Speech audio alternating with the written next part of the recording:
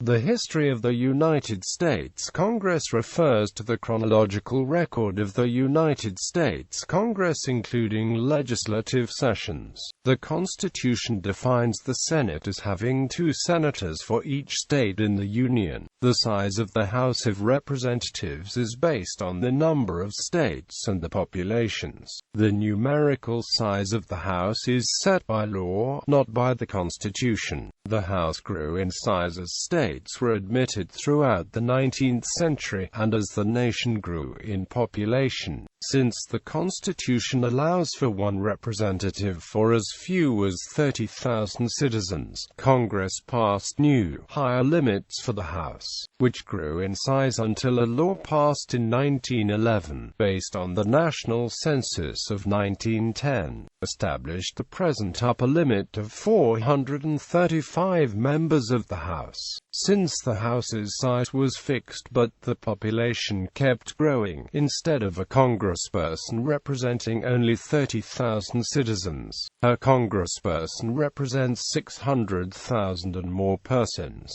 In different periods of American history, the role of Congress shifted along with changing relations with the other branches of government, and was sometimes marked by intense partisanship and other times by cooperation across the aisle. Its relations with the other branches of government have changed over time. Generally, Congress was more powerful in the 19th century than in the 20th century, when the presidency became a more dominant branch. One analyst examining congressional history suggested there were 4 main eras, with considerable overlap, and these included the formative era, the partisan era, the committee era, and the contemporary era. The formative era, the Continental Congresses. Although one can trace the history of the Congress of the United States to the First Continental Congress, which met in the autumn of 1774, the true antecedent of the United States Congress was the Second Continental Congress,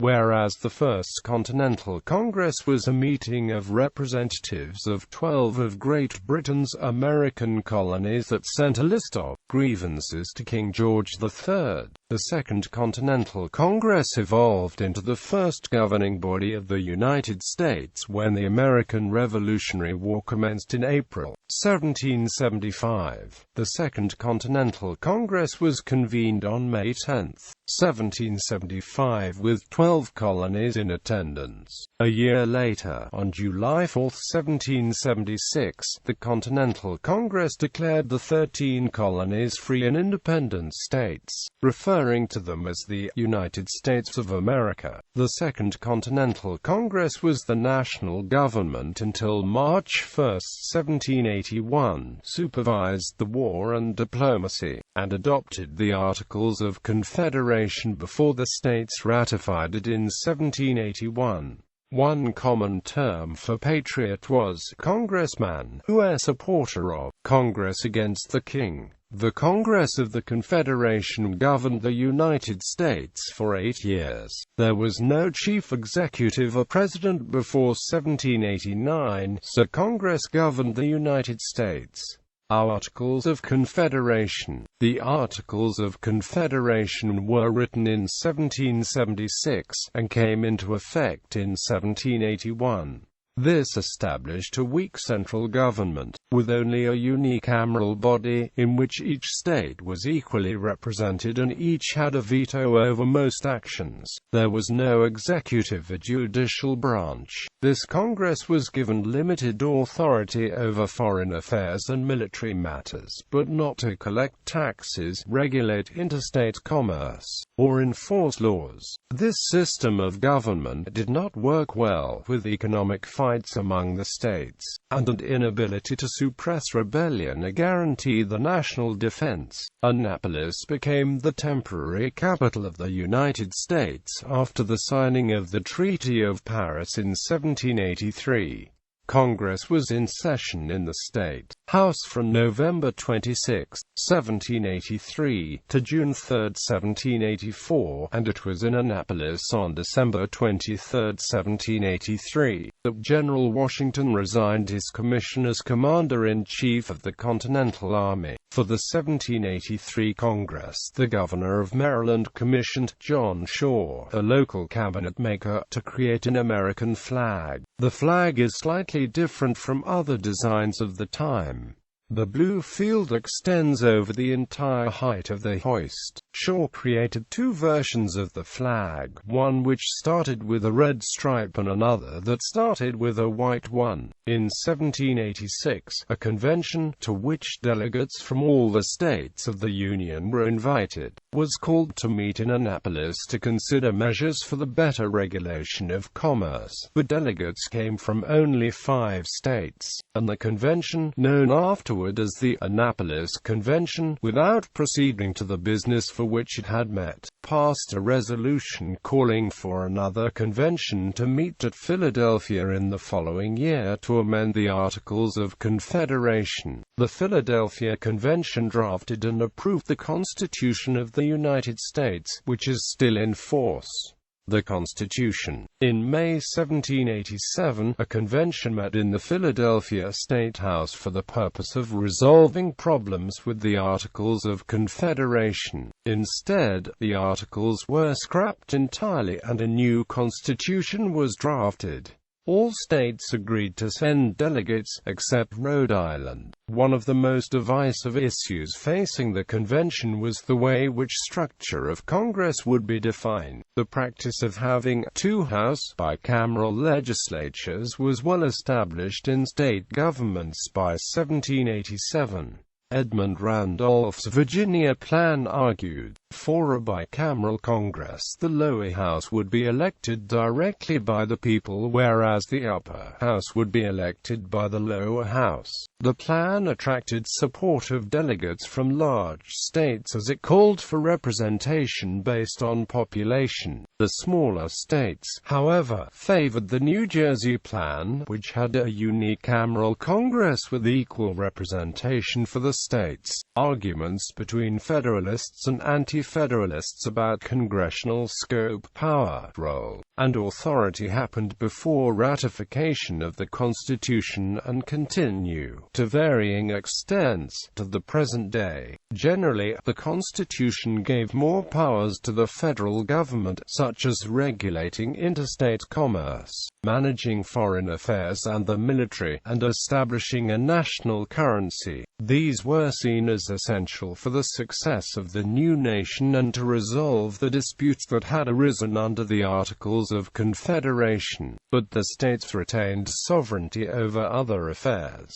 Eventually, a compromise, known as the Connecticut Compromise of the Great Compromise, was settled. One House of Congress would provide proportional representation, whereas the other would provide equal representation. To preserve further the authority of the states, the compromise proposed that state legislatures, rather than the people, would elect senators. To protect against abuse of power at the federal level, the Constitution mandated separation of powers, with responsibilities divided among the executive, legislative, and judicial branches. The Constitution was ratified by the end of 1788, and its full implementation was set for March 4, 1789. 1790s. The Constitution remained the main issue for Americans until the 1792 elections, consisting of a battle between the U.S. Federalist Party, which supported the Constitution, and the Anti-Federalist Party, which opposed the Constitution. After the first congressional and presidential elections took place in 1789, the Federalists had control over U.S. Congress. Between 1792 and 1800, the struggle over Congress came between Alexander Hamilton's Federalist Party, which was popular through the successful First Bank of the United States, until 1792, and Thomas Jefferson's Democratic-Republican Party. Jefferson's party managed to finally gain control over the U.S. House of Representatives after the 1792 elections, thanks in part to one of the top Federalists, James Madison, uniting with moderate Jefferson and prominent anti-Federalists to form the Democratic-Republican Party, as Madison became an opposer to Secretary of Treasury Alexander Hamilton's First Bank of the United States. In 1794, however, the Democratic-Republican Party lost control of the United States Senate, thanks in part to party's opposition to Jay's Treaty. In 1796, the Democratic-Republican Party would also lose control of the United States House of Representatives,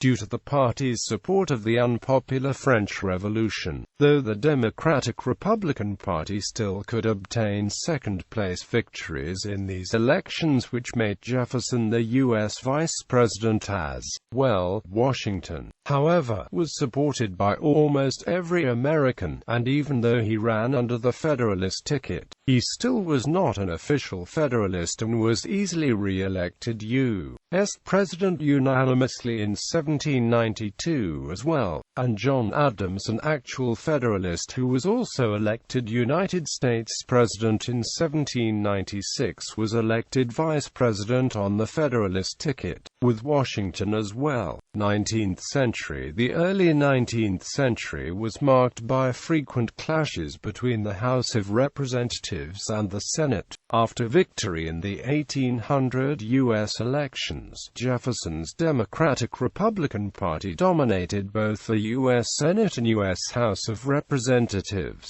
as well as the presidential elections. This was because states' rights became a popular issue after the Virginia and Kentucky resolutions outlawed the Federalists' Alien and Sedition Acts. Federalists, after having lost the presidency and Congress, had a stronghold in the Supreme Court, presided over by Chief Justice John Marshall. One highly partisan justice, Samuel Chase, had irked President Jefferson by highly charged partisan attacks on his character, calling him a Jacobin. Jefferson, after becoming president, urged Congress to impeach Chase.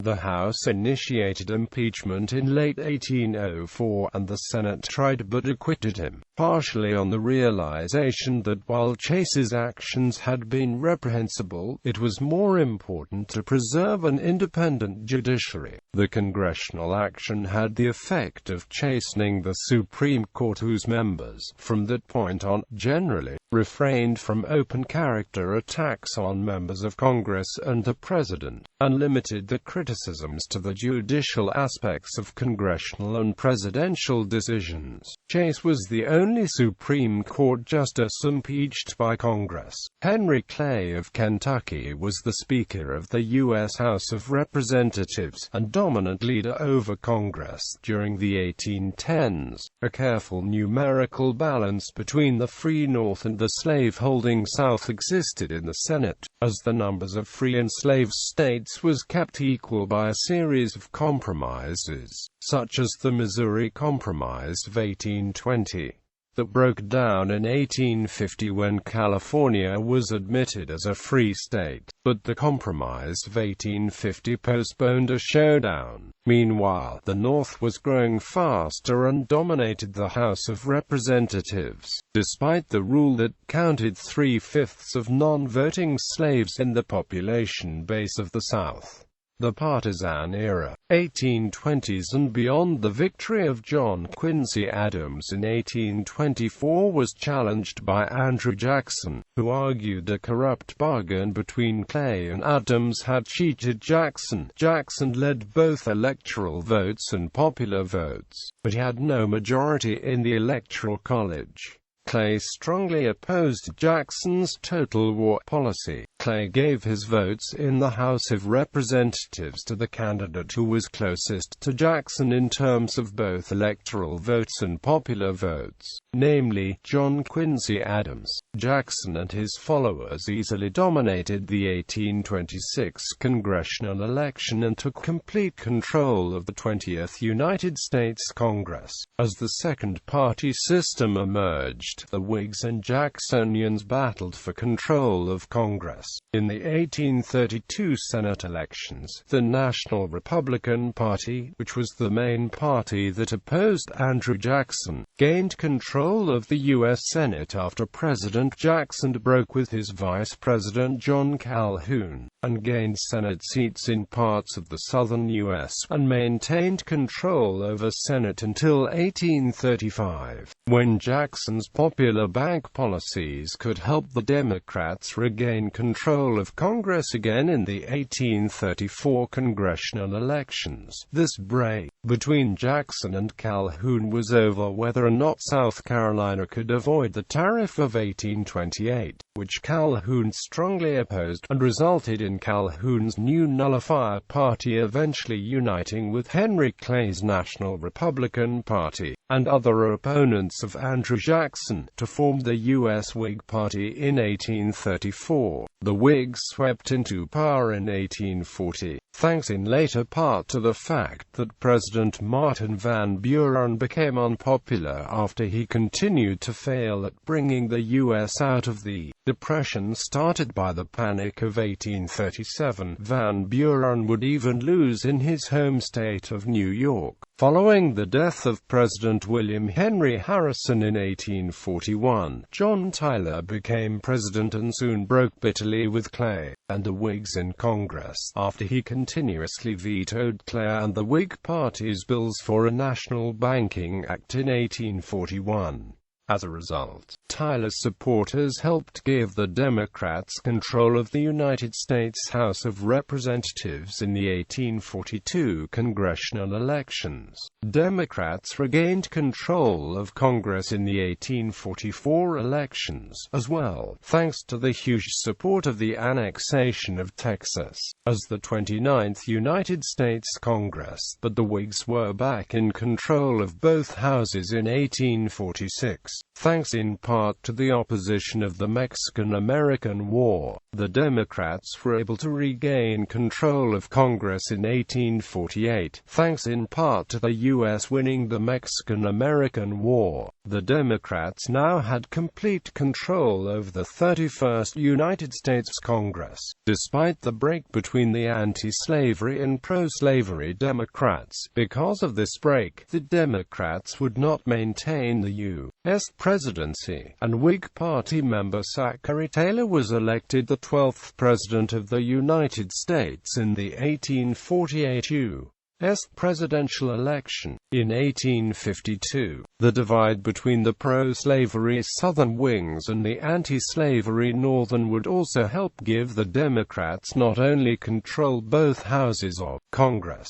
but also the U.S. presidency as well. In the 1854 elections, the Kansas-Nebraska Act, sponsored by Senator Stephen Douglas, was put against vehement opposition. The opposition to this act led to the formation of the new Republican Party. In early 1856, the Know-Nothing Party assembled nativists and former Whigs, but the Democrats regained control over Congress. During this time, the Know-Nothing Party and Republican Party united and together elected Know-Nothing Congressman Nathaniel Prentice Banks as to serve as the Speaker of the House of Representatives for the remaining years of the 34th United States Congress. Through the 35th United States Congress, the Democrats regained control of both houses in Congress, this thanks in part to the division of the Know-Nothing Party and the Republican Party. During the 1856 U.S. presidential election, the Know-Nothings soon collapsed, and in the North were absorbed by the Republicans, who dominated most states and took control of the U.S. House of Representatives in the 1858 elections. As abolitionist Know-Nothings joined the Republican Party after the controversial Dred Scott ruling occurred in 1857.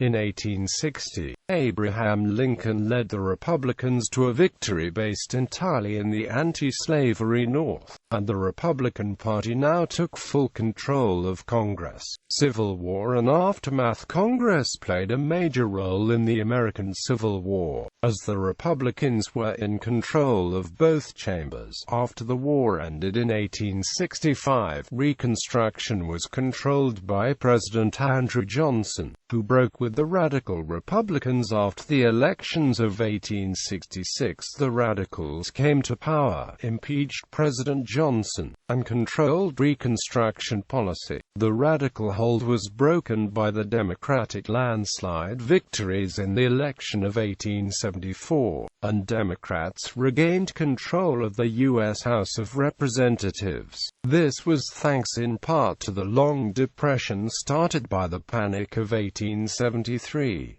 The Democrats would continue to dominate the U.S. House of Representatives, and even gained control of the U.S. Senate in the 1878 U.S. Senate election. As the Depression worsened, the Gilded Age was marked by Republican dominance of Congress and a presidency, except in the early years, and some of the mid-years of the Gilded Age. Despite the Democratic lock on the Solid South, the Republican Party, however, would regain control over the U.S. House of Representatives in the 1880 election. As support for the Republican Party's tariff spread among the general public, the Panic of 1873 had also ended for the U.S. in 1879, with the start of the vast immigration into the U.S. that lasted until 1930. State legislatures continued to elect senators, which meant that the most powerful politicians in the state vied for control of the legislature in order to win election to the Senate. The Democrats, however, retained control of the United States Senate in the 1880 U.S. Senate election, as Virginia's Readjuster Party member William Mahone and Illinois' Independent Party member David Davis were both elected to the U.S. Senate. Both men chose to caucus with the Democrats, thus giving the Democratic Party a 39-37 control of the Senate during the 47th United States Congress, with support for the Republican Party now had for rebounding the United States economy with the tariff of the party's U.S. President James Garfield. The Republicans would see themselves take back control over the U.S. Senate in the